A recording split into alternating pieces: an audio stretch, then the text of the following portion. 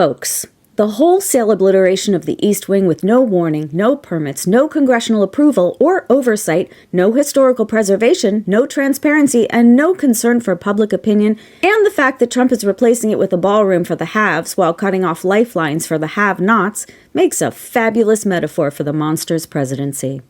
He has no idea, of course, that he's the most obvious dastardly Dan that ever lived, but he keeps on keeping on with the metaphors, doesn't he?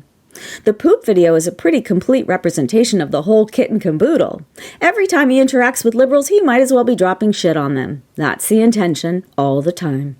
Also, filling the streets with high school dropouts, mall cops, and losers who can't keep a job to go after anyone who looks like an easy target is the perfect encapsulation of the Schneidl's revenge fantasies.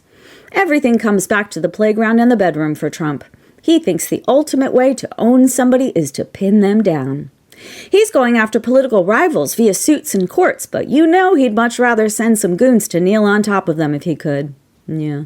I think blowing up boats in foreign waters with no legal justification paints quite a telling picture, too.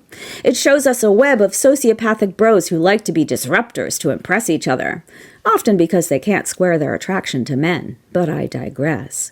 They're trying to prove they're tough in ways that make tracing the actual toughness impossible. Classic poser behavior. And poser bros can only play to a broken audience that literally doesn't care if nothing adds up.